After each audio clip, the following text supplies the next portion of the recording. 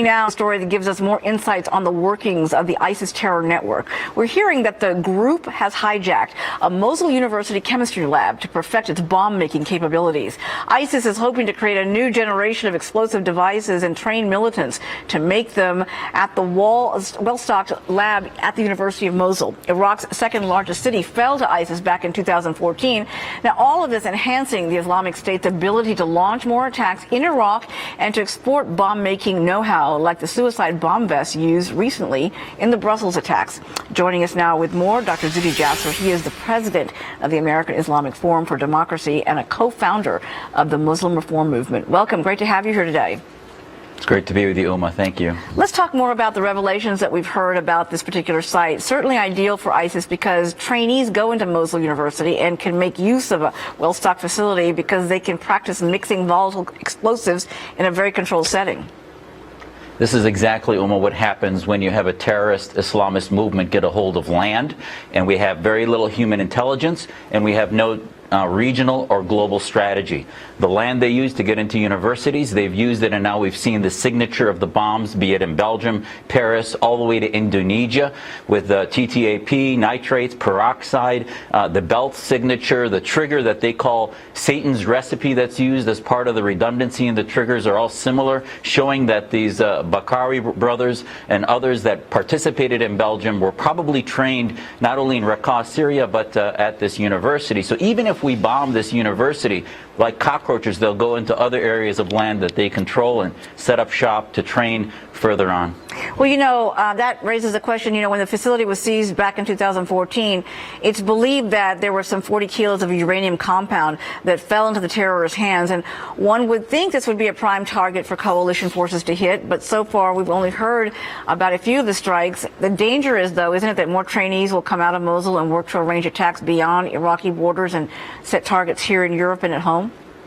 Absolutely, and as is always after these attacks, we have sort of post-mortem mea culpas about how intelligence failed in Belgium, it failed in France, and even regionally. This is what happens when we pull out our troops prematurely. We have very little human intel in Iraq. The old Baathists are not helping us, they're actually helping ISIS. So we're relying on almost at times Syrian intelligence, which is also our enemy. So we should not be surprised that they're able to use that landmass from Syria to Iraq as a regional area to set up shop to fight war against the non-Muslim region of the world, which they call the land of war, while they also set up their caliphate and begin to spread and recruitment into the area of Islamic states all through from Libya on. We're seeing them make gains. Let's turn to the presidential campaign for a moment and get your reaction to those attacking Ted Cruz for saying there should be more police monitoring in Muslim neighborhoods to go after would-be terrorists and to stop potential attacks. Many have condemned him for being racist and promoting racial profiling, but as I understand it, you don't think Mr. Cruz is wrong and that this effort needs to fall into the same spirit as though the campaign that says if you see something, say something.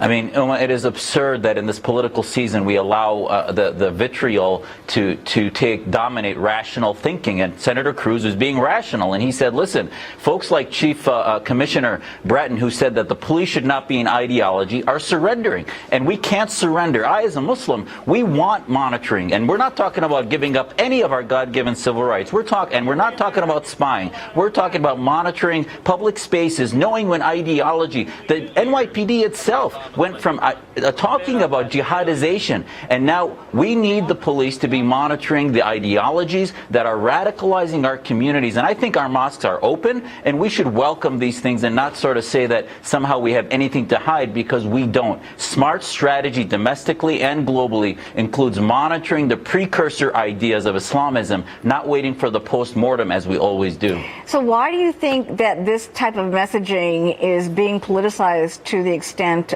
in a way that really gives people pause and fear that there's going to be rampant profiling? CARE and other groups are using this lately as a way to politicize the issue that further polarizes this debate.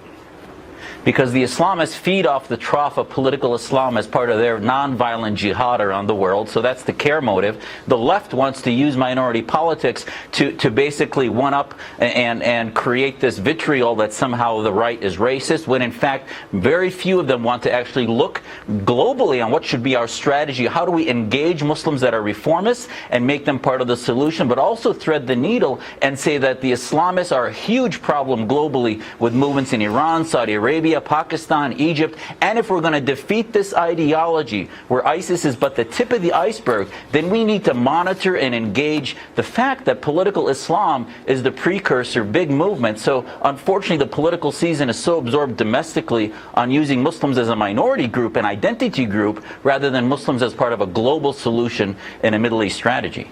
Dr. Z. Jasser, thank you so much for joining us. Fascinating Appreciate debate. it, Omar. Appreciate it. Well, an ancient city's destruction at the hands of ISIS, we are now getting a new look at the horrible devastation committed by the terrorists in the city of Palmyra. Days after its liberation,